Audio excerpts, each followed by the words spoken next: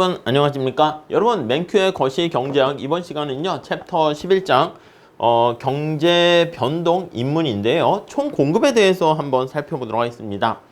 자, 우리 지난 시간까지는 우리가 총 수요에 대해서 살펴봤어요. 이번 시간에는 총 공급 살펴볼 건데요. 자, 교재 312페이지 한번 보시면 되겠습니다. 자, 거기 총 공급의 첫 번째 줄 보시면은요 총 수요 곡선만으로는 어떤 한 경제에서 물가나 생산량 이런 거 알 수 없어요. 그러니까 우리가 시장 얘기할 때 우리가 처음에 경제학 시작할 때 수요 공급에 의해서 뭐 생산량과 가격이 결정된다 그러잖아요. 여기서도 마찬가지입니다. 그래서 국가 경제 전체적으로 봤을 때 어떤 총 국민 소득이라든가 물가 수준을 구하려고 하면 우리가 지난 시간에 봤던 총 수요 곡선과 이번 시간에 보는 총 공급 곡선을 같이 고려해야 됩니다. 자, 여기 총 공급 곡선이 개념이 무엇인가 라고 하면은요 거기 두 번째 단락에 나와 있어요. aggregate라는 말을 씁니다. 총이라는 뜻이죠. 그리고 supply 이렇게 돼 있죠. 그래서 이게 AS 곡선 이렇게 표현할 거예요. AS. 네, 그래서 우리가 총 공급 곡선 이렇게 됩니다. 자, 공급되는 재화 용역의 양과, 그러니까 말 그대로 공급이에요. 공급되는 재화의 공급량과 아니면 용역 서비스라고 할게요. 용역의 양과, 그러니까 이게 전체 우리가 소위 말하는 GDP 국민소득이죠. 뭐와의 관계? 물가 수준과의 관계를 그래프로 나타낸 곡선이 총 공급 곡선이다. 이렇게 보시면 되겠습니다. 두 번째 줄 보시면 재화 및 용역을 공급하는 기업은 장기적으로, 자, 여기 나와 있는 재화와 용역을 공급할 때 거기 보시면 기업 입장에서 봤을 때요. 기업은 장기에는 이걸 조정을 가능하게 할 수 있습니다. 그래서 장기적으로는 가격을 조정할 수 있어요. 그래서 신축적인 가격 조정이 가능합니다. 가격 조정을 신축적으로 할 수가 있어요. 그게 이제 장기란 뜻이죠. 근데 단기에는 가격을 조정할 수 없어요. 시장에서 결정된 가격을 받아들입니다. 그래서 경직된 또는 비신축적인 가격에 직면한다. 이렇게 보시면 되겠습니다. 자, 그래서 총 공급 곡선은요, 지금 여기 나와 있는 것처럼 기간에 따라서 형태를 다르게 됩니다. 그래서 여기 나와 있는 장기에는 신축적으로 가격이 조정 가능한 경우에는 수직 이렇게 할 거고요. 단기에는 가격이 조정이 안 되기 때문에 우리가 이제 그래프를 어디 평면에 나타낸다? 여기 보시면 여기가 Y, 공급된 재화 용역의 총 전체적인 양과 물가 수준의 표현을 하게 되는데 단기에는 이렇게 수평으로 표현을 할 거고요. 단기.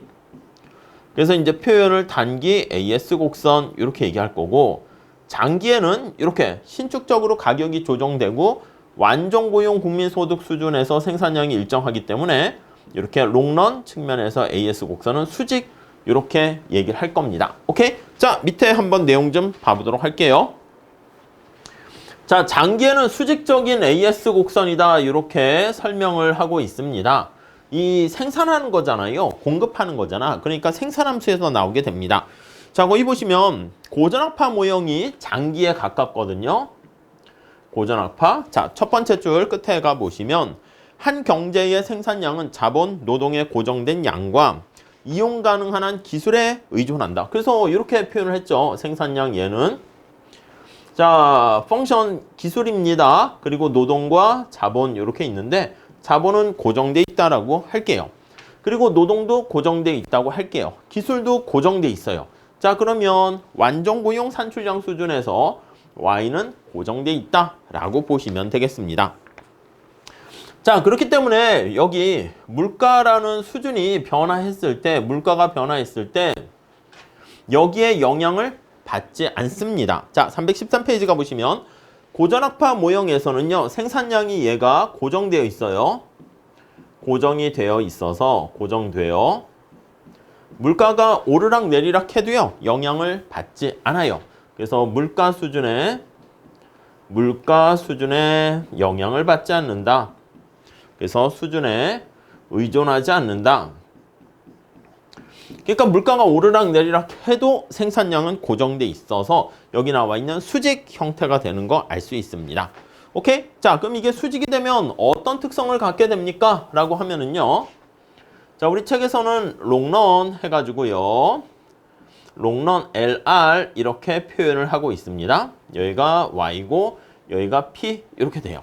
자, 바로 밑에 보시면 자, 총 공급 곡선이 수직의 경우에는 총 수요의 변화는 물가에는 영향을 미치는데 생산량에는 영향을 미치지 않습니다. 그래서 여기 보시면 AD 곡선이 이렇게 있습니다. 바로 밑에 한번 보시면 통화 공급이 감소했다라고 할게요. 화폐 공급이 감소했어요. 자, 그러면 총 수요 곡선을 우리가 지난 시간에 본 것처럼 왼쪽으로 이동시킨단 말이지. 그러면 얘는 AD 곡선을 좌측 하방으로 이동을 시키게 됩니다. 자, 그럼 이제 균형점이 변하게 되는데 이런 식으로 변하게 돼. 그래서 균형점이 거기 나와 있는 것처럼 A에서 B로 바뀌게 돼요. 오케이? 자, 근데 여기 생산량은 Y 바로 그대로 가만히 고정되어 있고요.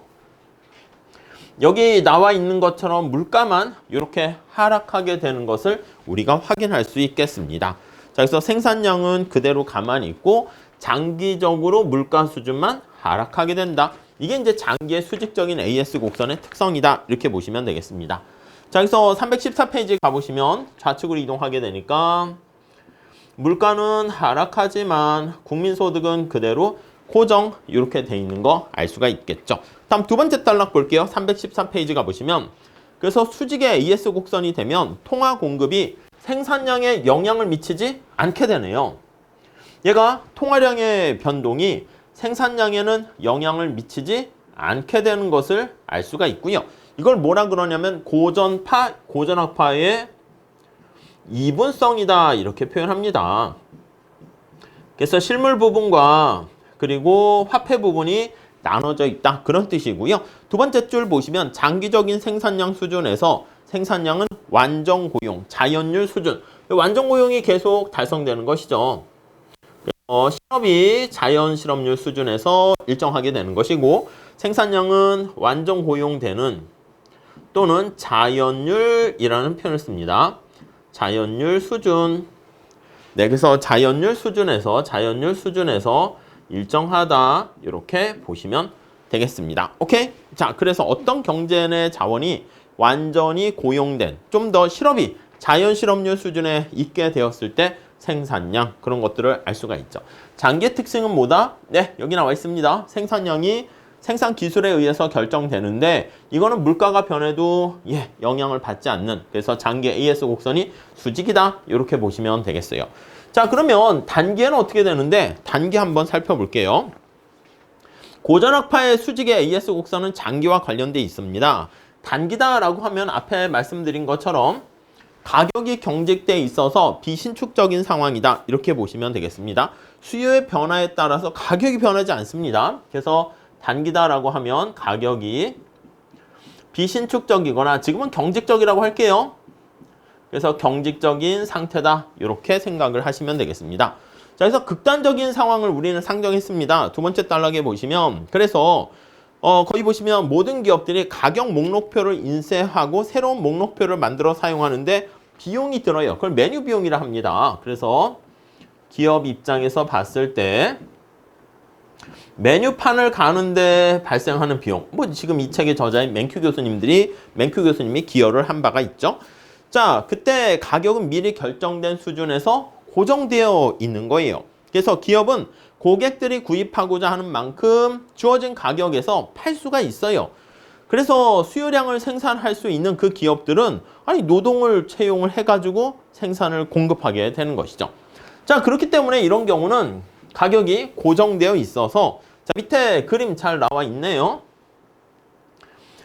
생산량을 언제나 더 할 수 있는 상황이고 오히려 가격이 되게 경직적인 상황이어서 거기 보시면 이렇게 P바로 고정되게 되고요. 그래서 단기에 short run AS 곡선 이렇게 되는 거 알 수가 있겠습니다. 오케이? 이렇게 정리하시죠. 자, 그래서 두 번째 단락, 세 번째 단락 한번 볼게요. 자, 그래서 경제의 단기 균형은 이러한 총수요 곡선하고요. 그리고 단기 AS 곡선이 일치하는 여기서 결정이 됩니다. 오케이? 자, 그래서 총수요의 변화는 총수요가 변하면 이때는 가격은 변하지 않고요. 생산량이 변하는 거 알 수 있어요. 앞에서 얘기했던 거랑 마찬가지로 중앙은행이 통화 공급을 감소시켰다라고 할게요. 자, 그러면 우리가 앞에서 본 것처럼 AD 곡선이 좌측 또는 하방으로 이동을 하게 되겠죠? 이해 가십니까? 자, 그래서 얘가 이렇게 하방으로 이동을 하게 됩니다. 자, 그러면 AD 곡선이 좌측으로 이동하게 되면 자, 이전의 균형점이 A점이고 새로운 균형점이 B점 이렇게 되는데 자, 오른쪽에 그림이 잘 나와 있는 것처럼 생산량이 줄어드는 것을 우리가 확인할 수 있어요. 물가는 가만히 고정되어 있는데 오케이, 이해 가시겠죠? 자, 그래서 AD 곡선이 좌측으로 이동을 하게 되면 그 결과 물가는 그대로 가만히 있는데 생산량은 줄어들게 된다라는 거 알 수가 있습니다. 자, 그래서 315페이지 가보시면 첫 번째 줄에 가격이 즉각적으로 조정되지 않기 때문에 단기적으로는요. 가격의 조정이 안 돼서 단기적으로는 수량 조정이 되는 겁니다. 생산량을 가지고 조정하는 겁니다. 그러니까 가격 조정하기가 어려울 때 임금을, 노동시장도 마찬가지입니다. 임금을 조정하기 어려울 때는 사람들의 근로시간이나 사람들 근로자 수를 조정하는 거랑 똑같습니다. 자, 그래서 여기 나와 있는 것처럼 만약에 가격이 제 기능을 못하고 딱 경직되어 있는 그런 상황에서는요. 총수요의 감소는 이렇게 화폐의 중립성, 고전적 이분성이 성립하지 않고 생산량이 감소하게 되고요. 경기는 어떻게 된다? 네, 맞아요. 불경기가, 경기 침체가 발생하게 된다라는 거 알 수가 있겠습니다. 자, 315페이지 두 번째 단락에 보시면 현실에서는요. 앞에서 살펴본 것보다는 조금 더 복잡하대요. 지금은 극단적으로 수직 아니면 수평 이렇게만 얘기했는데 두 번째 줄 보시면 많은 가격들이 단기적으로는 비신축적이지만 일부 가격은 전부 다 이렇게 완전히 경직적인 건 아니고 일부는 조금씩 변하기도 합니다. 그래서 우리가 나중에 볼 때는 AS 곡선이 우상향하는 것을 상정해서 얘기를 할 겁니다. 지금 이제 공부를 위해서 극단적인 상황으로 얘기를 한 거고요. 자, 이제 단기에서 장기로 가는 거 볼까요? 첫 번째 거기 보시면 줄에 한번 볼게요. 315페이지. 다음과 같이 요약할 수 있다라고 합니다. 장기적으로 가격은 신축적이고 그렇습니다. 장기에는 가격이 오르락 내리락 신축적이고요. 그 다음에 생산량은 오히려 완전고용 산출량 수준에서 고정되어 있습니다. 그 결과 이러한 결과 장기라고 그랬죠. 장기 AS 곡선은 수직 이렇게 되는 거 우리가 알 수 있어요. 장기 롱런 AS 곡선은 수직 이렇게 결론을 내릴 수가 있고요. 자, 따라서 AS가 수직일 때는 총수요가 변화하게 되면 물가만 변화하지 생산량은 변화가 없다 이렇게 정리를 하시면 되겠고요. 반면에 단기에는요. 단기에는 가격이 이렇게 물가 수준이 고정되어 있고요. 오히려 생산량이 늘었다 줄었다 조정이 가능한 상황입니다. 그래서 단기의 AS 곡선은 수평 이렇게 되는 것을 우리가 확인할 수가 있겠습니다. 오케이, 이해 가시겠죠? 자, 그래서 이렇게 되어 있는 상황을 우리가 생각을 해 보시면 되겠고요. 자, 그래서요 단기에 만약에 총수요가 변화하게 되면 여기서는 물가만 변화하는데 여기서는 물가 변화 없이 네, 산출량이 변화하게 된다라고 보시면 되겠습니다. 자, 그래서 우리 다음 페이지에 한번 가보시면 장기와 단기의 그래프를 그렇게 표현하고 있습니다. 자, 그래서 거기 보시면 316페이지 한번 보세요. 여기가 Y가 되고 P 이렇게 돼 있습니다. 장기에는 한꺼번에 그렸어. 롱런 AS 곡선 수직. 단기에는 숏런 AS 곡선 수평 이렇게 되어 있고요. 여기 이제 AD 곡선이라는 총수요 곡선이 이렇게 담겨 있는 거 알 수가 있겠습니다. 오케이? 자, 그래서요 중앙은행이 통화 공급을 감소시키는 경우 단기와 장기를 같이 한번 보려고 합니다. 자, 중앙은행이 통화 공급을 감소시켰어요. 이렇게. 그 앞에서 본 것처럼 AD 곡선이 좌측으로 이동을 하게 되는 거 알 수가 있고요. 오케이? 이해 가시죠? 자, 좌측으로 안쪽으로 이동하게 되면 이렇게 이동을 하게 되는 거야. 그러면 거기 보시면 여기가 A점인데 균형점이죠? 자, 그랬을 때 단계는 요걸 따라서 가는 거니까 물가는 고정돼 있으면서 생산량만 줄어들게 되는 것을 알 수가 있어요. 오케이? 이해 가십니까? 그래서 AD가 좌측 이동하게 되면 이동하게 돼서 이제 B점으로 가게 되는 거야. 새로운 균형점. 원래 A점이 원래 균형이었다가 자, B점으로 가게 되면 어떻게 돼? 물가는 그대로 가만히 있으면서 생산량은 줄어들어서 경기 침체라는 불경기 상황이 발생하게 되는 겁니다. 그래서 경기가 침체 이렇게 되는 거 알 수가 있겠죠. 단계는 저 B점의 균형 상태가 되는 거예요. 오케이? 자, 근데 시간이 흘러감에 따라 그게 이제 장기 아니겠습니까? 이렇게 돼 있다가 장기가 되면 이게 뭐라고요? 시간이 흘러감에 따라 이렇게 되는 겁니다. 자, 낮은 총수요에 대응해서 임금과 가격이 하락합니다. 자, 지금 수요가 부족한 거 아닙니까? 낮은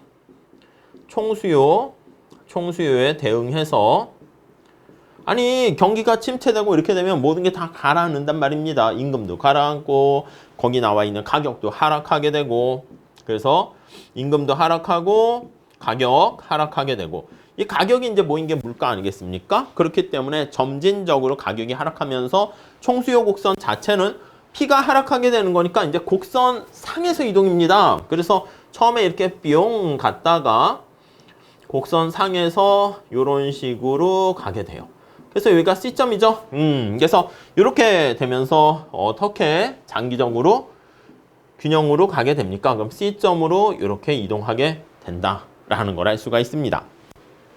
자, 그럼 C점으로 이동하게 되면 원래 여기 A점에서 시작했다가 B를 거쳐서 C로 가게 됐잖아요. 그러면 우리의 관심사는 바로 이거지. 원래 A점에서 장기에는 어떻게 됐어? 이렇게 살펴보는 겁니다. 그래서 여기 나와 있는 중앙은행이 통화량을 줄이게 되면 그러면 생산량은 완전고용 산출량 수준으로 되돌아가지만 물가 수준은 하락하는 걸로 된다라는 거 알 수가 있습니다. 자, 그래서 총수요가 변화했을 때는요.